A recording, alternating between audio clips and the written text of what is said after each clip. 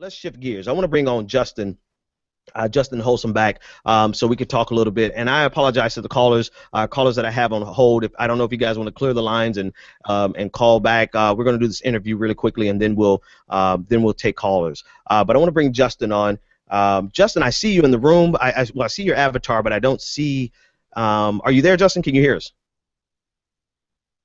Yeah, I can hear you, man. Okay, there we go. There we go. He's Johnny on the spot. How's it going, man? Welcome back. Glad to have you again. How's everything in Georgia?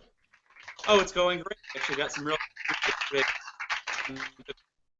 which was the religious freedom bill. It actually got vetoed by Governor Deal, something that myself and a lot of other candidates in the state were pushing for, along with businesses in the state, and we were able to put enough pressure on Governor Deal. I wish it was because of popular outcry instead of the business outcry. Yes. But in the state of Georgia, we'll take our wins where we can get them, because in North Carolina, they had the exact same business outcry, and their governor did not veto their legislation and is actually fighting against the businesses. So we'll take our wins. I wish it was under different circumstances, and we're going to try to have campaigns like ours represent the actual change moving forward for that. And we definitely appreciate that, your commitment to it. Listen, for some of my listeners who may not be up to speed, and I really hope that that's nobody who's listening. I hope everyone who's listening is up to speed. Give us a brief overview of what the religious protection, bill was going to do in Georgia and how it affected particularly the LGBTQ community. So that bill started off as what we call a live and let live bill. So it's just one of those bills that they put out there. It affirms a right that already exists, but it doesn't actually change anything. And so what the bill initially started as was to say pastors could not be forced to give gay weddings or homosexual weddings, which they're currently not forced to at all. They're a business contractor in that sense, and no one can force them to sign up for a contract. What that bill eventually morphed into, and why it became so disgusting and discriminatory, was to say that any business, any person, could refuse service based on those religious differences. And so what the really, really scary part of that bill was if I was an EMT, if I was a firefighter or an ambulance EMT or something like that, I could respond to a call. And if I found out that that person was a homosexual, I could refuse service to them. Wow. If I drove an ambulance and I came across someone that was having a heart attack, and it was a male, and his husband was yelling at me, "Please save my husband's life," I could sit on the curb and say, "No, my religion does not allow or does not agree with me saving this man's life." Wow. And that's when the bill became truly disgusting. And I am kind of proud that Georgia and its governor decided to stand against this legislation. Right. Yeah. But then again, you said it's the context of his opposition is coming from the business community, particularly I know Disney and Marvel, AMC with The Walking Dead. They all oppose Home Depot. Yeah. Across the board, there's so many companies that said that they would no longer do business in the state of Georgia if this bill actually became law. And then I know progressive movements like your own and your campaign, you guys really got out there and stomped the ground for it. So listen, I want to give, you know what, he vetoed it, so I'm going to include him on this, but I'm going to give you guys, all of you in Georgia, all the businesses, all the activists, the LGBTQ community, everybody that made sure that that bill did not come. I want to give you guys a salute here, because that's a really scary thing, but it really speaks to this.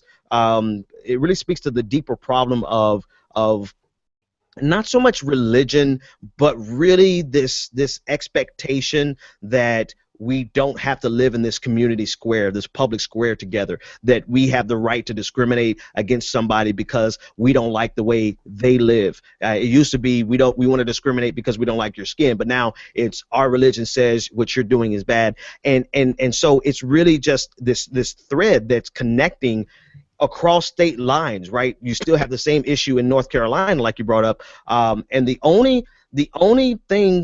only glimmer of hope that I'm seeing in North Carolina is the Attorney General said that they would not defend the transgender law in court. That's something that just came out today, and so it really, but still speaks to the problem that I want to say it's in the South, but that's not true. It's really across the country. So what are campaigns like yours, movements that you have going on, what are you guys doing to connect the broader coalition across your state, not only in your state, but across state lines, to help fight back against this type of bigotry, but as well as other types of bigotry that are really not just offensive, but detrimental to progress?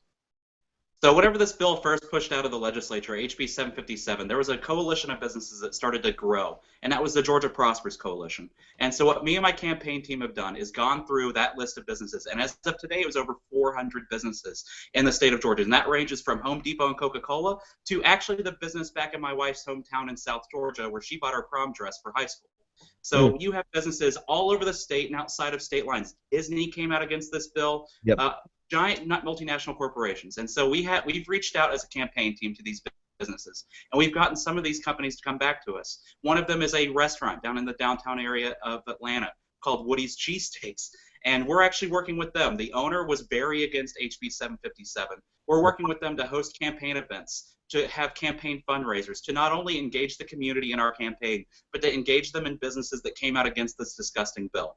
And so what we want to show is that I'm a progressive, I'm a Democrat running in a red district. I have the support of local businesses, and this HB 757 is what really galvanized and can show people that you have these conservative representatives and senators and state legislatures that they say they're for small and big business. They want to claim that. And then a bill like this gets pushed through the legislature that would make these businesses flock out of the state in record numbers because businesses don't want to do business in a place that is discriminatory towards their own employees. If their employees cannot live in the state comfortably and safely and happily, the business will go to somewhere else. And so we want to show, we've reached out to all these companies on that list. We're still hearing back day to day of, you know, I'm a progressive running in a conservative district. We'd like to work together against this type of legislation. We want to have events at your restaurants, at your businesses. You know, if you're a law firm, we want to put your sign up in an event. That way we can show this law firm has a good head on its shoulders, so to speak. They stand against this discriminatory, this bigoted legislation because, you know, everyone likes to throw out that LGBTQ plus moniker for that group of people that was impacted by this. What I really want to point out to people is that every letter in that list represents millions of people in this country. And in Georgia, we have one of the largest homosexual and gay communities in the entire country, and that's in a southern state.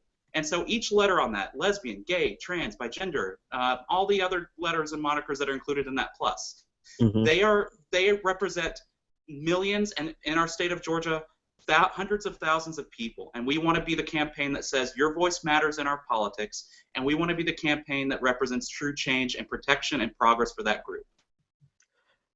Man, okay. Hey, you know, I'm just absorbing everything that you're saying. Let's do a quick shift, and I want you to tell me more. I mean, well, first let's back up. The fact that you committed this portion and this much of your campaign to this particular cause, I think it's commendable, and I you know, it's a cause that I think everyone should fight for, right? I think it's who said this?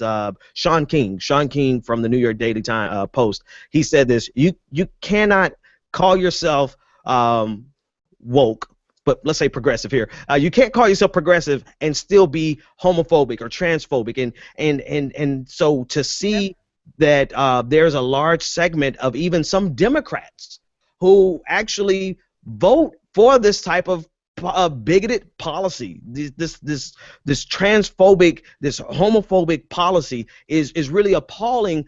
But they call themselves still progressives. Now, I'm not going to put you in a position where you have to give commentary on all these other Democrats, but I just want to salute you for committing that large portion of your time and your efforts to really helping this cause. And so now tell me more about your race, the state of your race, and then how.